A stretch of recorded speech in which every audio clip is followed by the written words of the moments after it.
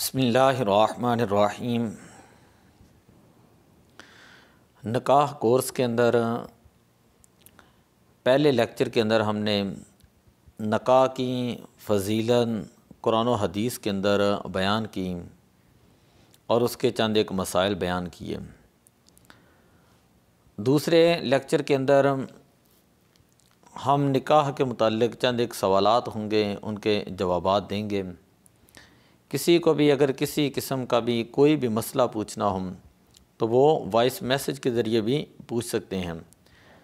پہلا مسئلہ تو یہ ہے کہ جس سے نکاح کرنا ہو اسے کسی معتبر عورت کو بھیج کر دکھوا لیں اور عادات وغیرہ خوب جان لیں، آئندہ خرابیاں جو ہے وہ بیان نہ کریں۔ کنواری عورت اور جس سے اولاد زیادہ ہونے کی امید ہو اس سے نکاح کرنا بہتر ہے۔ بوڑھی عورت، بد اخلاق عورت اور زانیہ سے نکاح نہ کرنا بہتر ہے۔ عورت کو چاہیے کہ مرد دیندار ہو، خوش خلق ہوں، مالدار ہوں اور سخی سے نکاح کرنا یہ فاسق اور فاجر سے نکاح کرنے سے ہزارہا درجے بہتر ہے۔ کوئی شخص اپنی جوان لڑکی کا نکاح کسی بوڑھے کے ساتھ نہ کرے۔ یہ جو ہیں یہ تمام کے تمام مستحبات ہیں، اگر کوئی اس کا خلاف بھی کرتا ہے تو نکاح ہو جاتا ہے۔ ایجاب و قبول کے اعتبار سے مسئلہ یہ ہے کہ ایک شخص کہے کہ میں نے اپنے کو تیری زوجیت میں دیا، دوسرا کہے کہ میں نے قبول کیا، یہ نکاح کے رکن ہیں۔ پہلے مرد کہے یا عورت کہیں اس کو ایجاب کہا جاتا ہے، اور دوسرے نمبر پر بولنے والے الفاظ جو ہیں ان کو جو ہے وہ قبولیت کے ساتھ جو ہے وہ تعبیر کیا جاتا ہے۔ ایجاب و قبول میں ماضی کا لفظ ہونا ضروری ہے۔ مثلا یوں کہے کہ میں نے اپنا یا اپنی بیٹی یا اپنی موکلہ کا تجھ سے نکاح کیا، یہ ان کو تیرے نکاح میں دیا۔ وہ کہے کہ میں نے اپنے لیے یا اپنے بیٹے یا موکل کے لیے قبول کیا، یا ایک طرف سے امر کا صیغہ ہو دوسری طرف سے ماضی کا صیغہ ہو۔ مثلا یوں کہے کہ تو مجھ سے اپنا نکاح کر دیں یا تو میری عورت ہو جا، اس نے کہا میں نے قبول کیا یا زوجیت میں دیا، یا ایک طرف سے حال کا صیغہ دوسری طرف سے ماضی کا صیغہ ہو۔ مثلا یہ کہے کہ تم مجھ سے اپنا نکاح کرتی ہے، اس نے کہا کیا تو ہو گیا، یا میں تجھ سے نکاح کرتا ہوں، اس نے کہا کہ میں نے قبول کیا، تو ان تمام صورتوں میں جو ہے وہ نکاح منعقد ہو جاتا ہے۔ نکاح کی شرائط میں سب سے پہلی شرط یہ ہے کہ جس سے نکاح کیا جائے وہ عاقل ہوں، کوئی پاگل نہ ہو، مجنون نہ ہو، نا سمجھ بچہ جو ہے ان کے ساتھ اگر نکاح کیا جائے تو نکاح سرے سے منعقد ہی نہیں ہوتا۔ بالغ ہونا شرط ہے، اگر نابالغ ہے لیکن سمجھدار ہے تو اس صورت میں نکاح ہو جائے گا، لیکن ولی کی اجازت پر موقوف ہوگا۔ تیسری شرط یہ ہے کہ گواہ ہونا، یعنی ایجاب و قبول دو مرد یا ایک مرد اور دو عورتوں کے سامنے ہوں، گواہ آزاد ہوں، عاقل ہوں، بالغ ہوں، اور سب نے ایک ساتھ نکاح کے الفاظ سنے ہوں۔ بچوں اور پاگلوں کی گواہی جو ہے نکاح کے اندر قبول نہیں ہوتی، نہ ہی غلام کی گواہی اگرچہ مدبر یا غلام مکاتب ہوں۔ مسلمان مرد کا نکاح مسلمان عورت کے ساتھ ہے تو گواہوں کا مسلمان ہونا ضروری ہے۔ کافر جو ہے وہ مسلمان کے اندر جو ہے نکاح کے اندر جو ہے وہ گواہ نہیں بن سکتے۔ اسی طرح ایک مسئلہ یہ ہے کہ ایجاب و قبول جو ہے دونوں کا ایک مجلس میں ہونا ضروری ہے۔ ٹھیک ہے، اگر دونوں ایک مجلس میں تھے، ایک نے ایجاب کیا دوسرا قبول کرنے سے پہلے اٹھ کھڑا ہوا، یا کوئی ایسا کام شروع کر دیے جس سے مجلس بدلنے کا جو ہے وہ اندیشہ ہوتا ہے تو اس سے نکاح جو ہے وہ باطل ہو جاتا ہے، تو یہ ایجاب باطل ہوگا، وہ دوبارہ قبول کرنا پڑے گا، اور پہلا جو ہے وہ قبول اس کی کوئی اہمیت نہیں ہوگی۔ پانچویں شرط یہ ہے کہ ایجاب و قبول یہ دونوں آپس میں ایک دوسرے کے مخالف نہ ہوں۔ مثلا اس نے کہا کہ 1000 روپے مہر پر تیرے ساتھ میں نکاح کرتا ہوں، عورت نے کہا قبول کیا، تو اس طرح نکاح ہو جائے گا۔ اگر وہ کہتی ہے کہ نہیں 1000 کے بدلے میں نہیں بلکہ 1,00,000 کے بدلے، تو یہاں پر جو ہے پھر نکاح نہیں ہوگا۔ اس لیے یہ ہے کہ ایجاب و قبول ہے دونوں کا ایک جہت میں ہونا وہ ضروری ہوتا ہے۔ یہاں مجلس کے احکام میں ایک مسئلہ یہ بھی آ گیا کہ لوگ اکثر اس دور کے اندر پوچھتے ہیں کہ آیا ٹیلی فون کے اوپر نکاح ہو سکتا ہے؟ تو اس کے لیے ضروری ہے کہ یہ وضاحت سمجھیں کہ شرعاً نکاح کے جواز کے لیے شرط یہ ہے کہ مجلس نکاح میں دو گواہوں کی موجودگی میں ایجاب و قبول ہوں، فریقین یعنی لڑکا اور لڑکی دونوں موجود ہوں اور براہ راست ایجاب و قبول کریں، یا وہ دونوں یا ان میں سے کوئی ایک موجود نہ ہو تو اپنے اپنے وکیل کے ذریعے ایجاب و قبول کر سکتے ہیں۔ حکومت کے مجوزہ نکاح نامے میں دونوں کے وکیل مع گواہوں کے کالم اور دستخطوں کی نشاندہی موجود ہوتی ہے۔ ہمارے ہاں عام طور پر یہ ہوتا ہے کہ لڑکا محض نکاح میں موجود ہوتا ہے اور لڑکی کی طرف سے اس کا وکیل مجاز ایجاب و قبول کرتا ہے، جو باقاعدہ گواہوں کی موجودگی میں لڑکی سے نکاح کی اجازت لے کر آتا ہے۔ لہذا اگر لڑکے یا لڑکی نے جو محفل نکاح میں اصالتاً یا وکالتاً موجود نہیں، محض ٹیلی فون پر ایجاب و قبول کیا تو یہ درست نہیں ہوگا اور وہ بدستور ایک دوسرے کے لیے اجنبی ہوں گے۔ ایسے نکاح کے جواز کی شرعی صورت یہ ہوتی ہے، لڑکا ہو یا لڑکی جو مجلس میں موجود نہ ہو، وہ تحریری طور پر یا ٹیلی فون پر کسی کو اپنا وکیل بنا لے اور وہ وکیل اس کی جانب سے بالمشافہ ایجاب و قبول کرے، تو اس صورت میں نکاح جو ہے وہ درست ہوتا ہے۔ یعنی مجلس کے اندر جو ہے وہ ایجاب و قبول کا پایا جانا ضروری ہے، لڑکے کی طرف سے یا لڑکی کی طرف سے۔ اگر لڑکا یا لڑکی اس مجلس میں موجود نہیں تو پھر حکم یہ ہوتا ہے کہ لڑکی اپنی طرف سے وکیل مقرر کر دیتی، جس طرح علماء وہ جا کر اجازت لیتے ہیں اور پھر بطور وکیل نکاح پڑھا دیتے ہیں، یہ تو ٹھیک ہے۔ اسی طرح اگر وہ دونوں جو ہے وہ موجود نہیں، وہ ٹیلی فون کے اوپر نکاح پڑھنا چاہتے ہیں، تو پھر ضروری ہے کہ لڑکے کی تحریر دوسری طرف جائے یا لڑکی کی تحریر جو ہے وہ دوسری طرف جائے، کہ جو بطور وکیل جو ہے وکالت نامے کے طور پر پیش کی جا سکے۔ یا یہ صورت ہو سکتی ہے کہ لڑکی جو ہے وہ اپنا وکیل جو ہے وہ لڑکے کے پاس بھیجے گی، یا لڑکا جو ہے وہ اپنا وکیل جو ہے وہ دوسری طرف بھیجیں گے، وہ ٹیلی فون کے اوپر ہی بے شک کسی کو وکالت دے دیں اور وہ قبول کریں تو پھر ان کا جو ہے وہ نکاح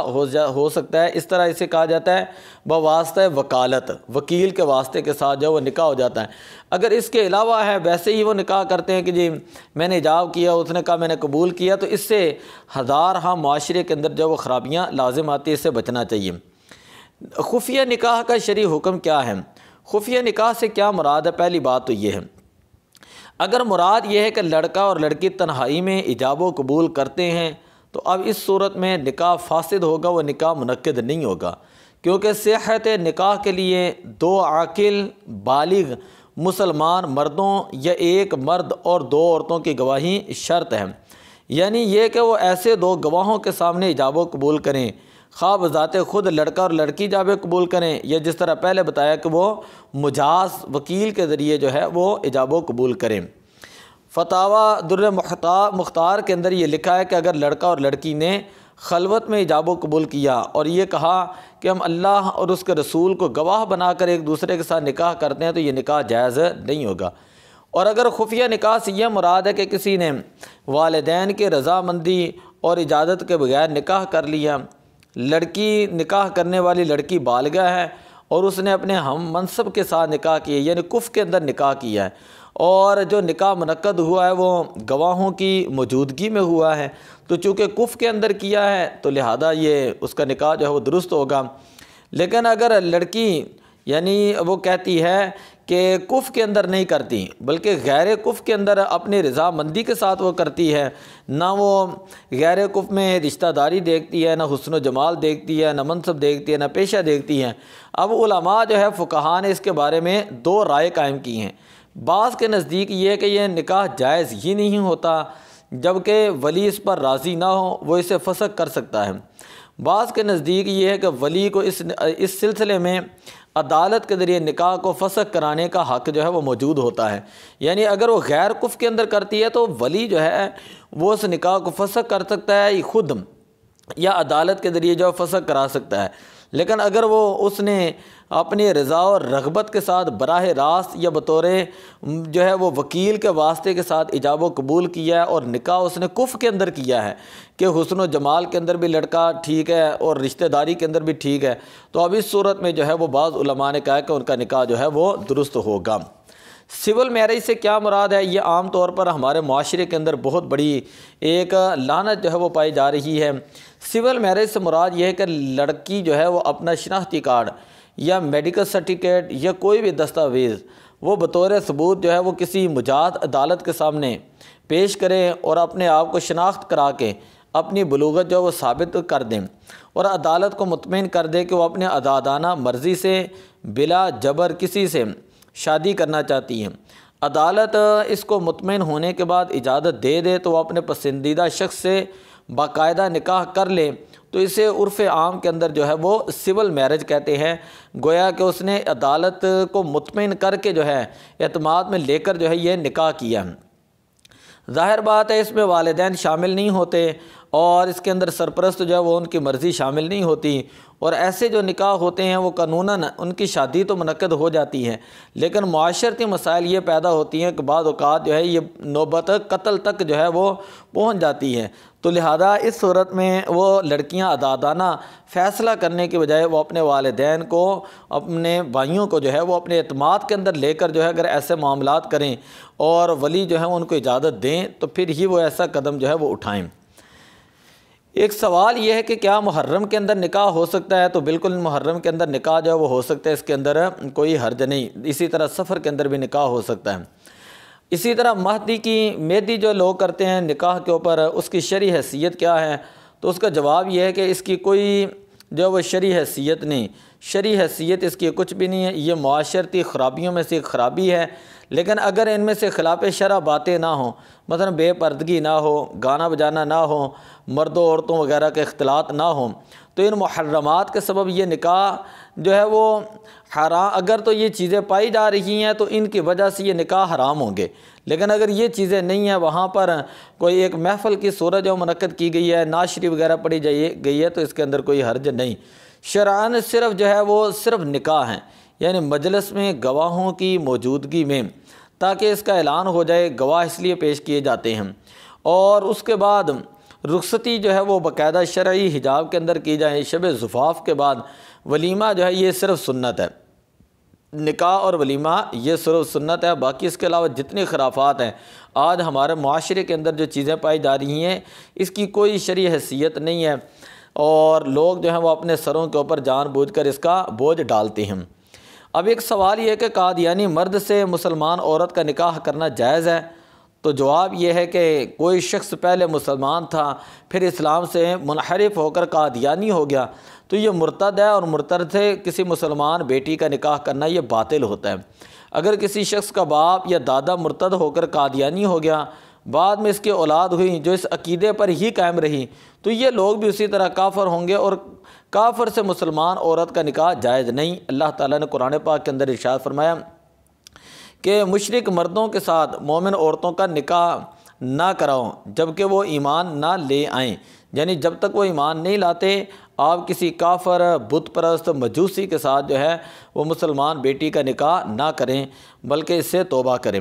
تجدید ایمان کا کیا مسئلہ ہوتا ہے؟ لوگ اکثر یہ سوال پوچھتے ہیں کہ تجدید ایمان کسے کہتے ہیں اور تجدید نکاح کسے کہتے ہیں؟ تو جواب یہ ہے کہ زوجین میں سے جب کسی ایک سے کفر سرزد ہو جائے تو ان کا نکاح باطل ہو جاتا ہے اور وہ ایک دوسرے کے لیے اجنبی ہو جاتے ہیں۔ جس شخص شوہر ہو یا بیوی نے ارتکاب کفر کیا، اس پر لازم ہے کہ کفر سے توبہ کریں اور کلمہ پڑھیں، اس کو کہتے ہیں تجدید ایمان کرنا، اور دو گواہوں کی موجودگی میں دوبارہ نکاح پڑھا جائے گا، اور یہ نکاح عورت کی رضامندی کے اوپر موقوف ہوگا، یک طرفہ طور پر یہ نکاح نہیں ہوگا، باقاعدہ ایجاب قبول ہوگا اور باقاعدہ حق مہر منعقد ہوگا۔ یہ جو کہتے ہیں جی آپ وہاں گھر میں بیٹھ کے کلمہ پڑھ لیں تو اس کی کوئی حیثیت نہیں ہوتی۔ اب رہا یہ سوال کہ کن صورتوں میں کسی پر التزام کفر کیا جائے، تو سارے کفریات کا تو احاطہ ممکن نہیں، چند ایک اصولی باتیں ہیں، مثلا سارے قرآن پاک یا کسی آیت کا انکار کرنا، مطلقاً حدیث پاک کا انکار کرنا، دین کے ان سب عقائد، ارکان، اصول یا ان میں سے کسی ایک کا انکار جو نصوص صریحہ قطعیہ سے ثابت ہوں، توہین رسالت صلی اللہ علیہ وسلم اور مسلمہ شاعر دین کی توہین تحقیر کرنا، شریعت کے حرام چیزیں جو ہیں ان کو حلال سمجھنا اور جو حلال ہیں ان کو جو وہ حرام سمجھنا، جیسے زنا، سرقہ، قتل، شراب نوشی،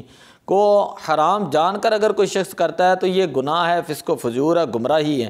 ان گناہوں میں سے اگر کسی کو حلال سمجھ کر کرتا ہے تو اس صورت میں یہ کفر ہوگا۔ جب مسئلہ سامنے آئے تو جیسا مسئلہ ہو ویسے ہی اپنے جو ہے وہ علماء سے، اپنے اپنے علاقوں کے مفتیان سے رہنمائی لیں۔ ان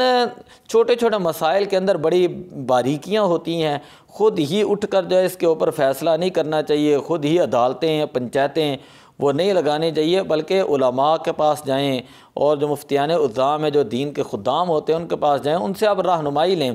دین کے مسائل سیکھیں، تاکہ آپ کو جو ہے حلت اور حرمت کے مسائل کا پتہ چلیں، نکاح اور طلاق کے مسائل کا پتہ چلیں۔ وگرنہ ساری زندگی ہوتا یہ کہ ایک فیصلہ پنچایت کر دیتی ہے اور وہ اسی طرح ساری زندگی حرام کاری کے اندر ہی لوگ جو ہے وہ گزار دیتے ہیں۔ یہ کئی ایسے موقع پر ہوتا ہے کہ نکاح ٹوٹتا بھی نہیں ہے، لیکن آپس میں بیٹھ کے فیصلہ کر دیتے ہیں جن کا نکاح ٹوٹ گیا ہے، تو گھروں کے گھر جو ہے وہ برباد کر دیتے ہیں۔ اس لیے تو کوشش یہ کرنی چاہیے کہ شرعی مسائل جو ہیں ان کو سمجھنے کی کوشش کریں، ان کو سیکھنے کی کوشش کریں۔ دعا ہے اللہ تبارک و تعالی ہمیں عمل کرنے کی توفیق عطا فرمائے۔ الصلاۃ والسلام علیک یا رسول اللہ وعلی آلک واصحابک یا حبیب اللہ۔ الصلاۃ والسلام علیک یا خاتم النبیین وعلی آلک واصحابک یا شفیع المذنبین۔